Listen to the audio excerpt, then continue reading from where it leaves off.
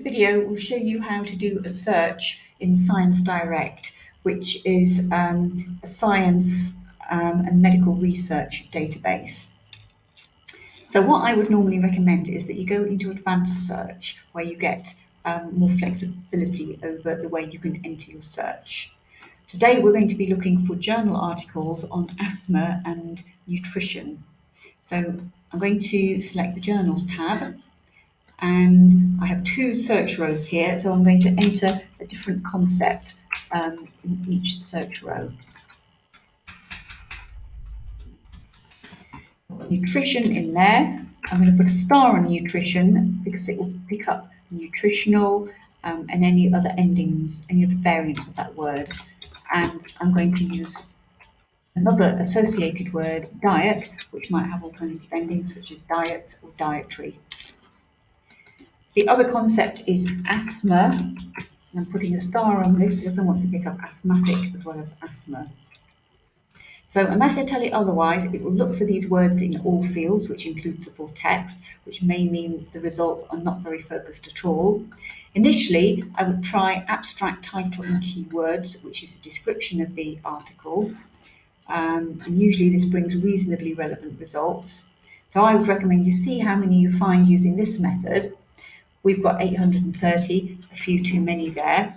So I'm simply going to go back, and this time I'm going to switch to looking for my search terms in title.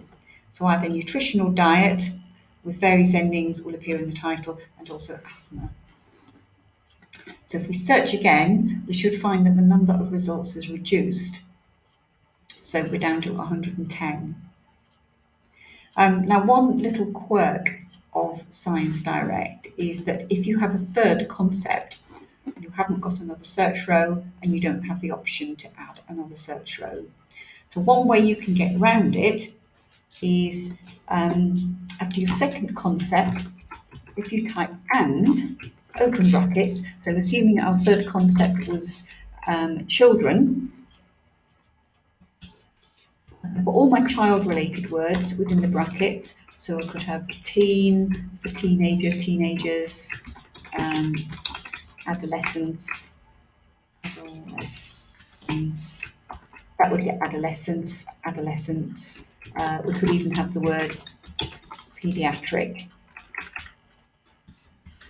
in there too. Those are all the words associated with children.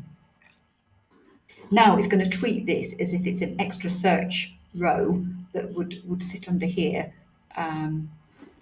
So if we now research, we should find we have fewer results. We've now got 28, but we have either children or adolescents or teenagers appearing in the titles now, or childhood or children. So there's a number of different variations. Before we look at the results, we might want to limit by year. If I view more, I might just, for example, want to look at the last 7 years or so. So I've ticked the boxes, but I now have to apply the filter. It won't actually do it until I apply.